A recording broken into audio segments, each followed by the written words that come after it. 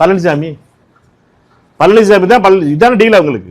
பழனிசாமி அவர்களை முதலமைச்சராக்குங்க, நாங்கள் திமுக வழியிலிருந்து சப்போர்ட் பண்ணுறோம். காரணம் ஒன்றே ஒன்று தான், திரு விஜய் அவர்கள் முதலமைச்சர் ஆகக்கூடாது.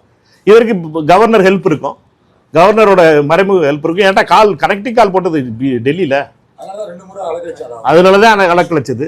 இது எல்லாத்தையும் என்னட்டா நாங்கள் எல்லாத்தையும் வெளியில் சொன்னோம்னா தப்பாக இருக்குமே சொல்லிட்டு தான் நாங்கள் பேசாமல் இருந்தோம். எங்களை பொறுத்த மட்டும் இப்போ முதல்ல திரு பேபி அவர்கள் சொன்னார் டெல்லியில் என்னட்டா அதிமுகவும் திமுகவும் பேசுதுன்னு. அதுக்கடுத்து அண்ணன் திருமா சொன்னார், அதுக்கடுத்து சண்முகம் சொன்னார், அதுக்கடுத்து கடைசியாக ஐயோமலுடைய தலைவர் திரு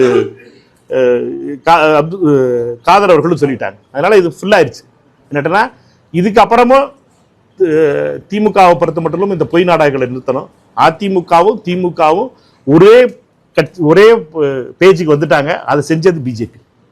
வெகு விரைவில் பிஜேபியோட சேர்ந்து இவங்க 2 பேரும் கூட்டணி வைக்கிறதுக்கு ரொம்ப மிக விரைவில் வந்துருவாங்க. பார்லிமெண்ட்ல இது வெறும் வெளிநடப்பு அப்ஸ்டென்ஷன்ல ஆரம்பிக்கும். பார்லிமெண்ட்ல இவங்களோட 22 எம்எல்ஏக்கள் எம்பிக்கள் இருக்காங்க. இவங்க எதிர்கட்சிகளோட சேர்ந்து உட்கார மாட்டோம்னு சொல்லியிருக்காங்கல்ல, இவங்க நடுவில் போய் உட்காருவாங்களா? நடுவில் உட்காந்து கொஞ்சம் கொஞ்சமாக பிஜேபிக்கு ஆதரவு இருப்பாங்க. இதுதான் நடக்க போகுது.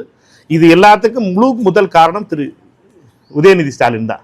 இதற்கு இது திமுகவினுடைய கொள்கைகள் அனைத்தும் குப்பையில் போடப்படுறது.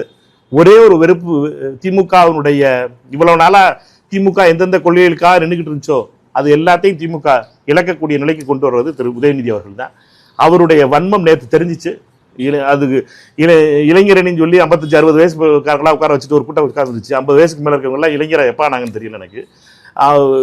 அந்த கூட்டத்தில் காங்கிரஸை பற்றி இந்த வன்மத்தோடு பேசியதை வன்மையாக கண்டிக்கிறோம். எங்களை பொறுத்த மட்டும் காங்கிரஸ்காரன் திருப்பி அடிக்கிறதுக்கு தெரிஞ்சவன் சும்மா பேசாமல் கம்மின்னு இருந்துகிட்டே இருந்தான், மரியாதைக்காக பேசாமல் இருந்தோம்னு நினச்சிக்கிட்டு இருந்தீங்கன்னா திருப்பி அடிக்கிற நேரம் வந்துச்சு. அதனால அடிக்க வேண்டிய போச்சு.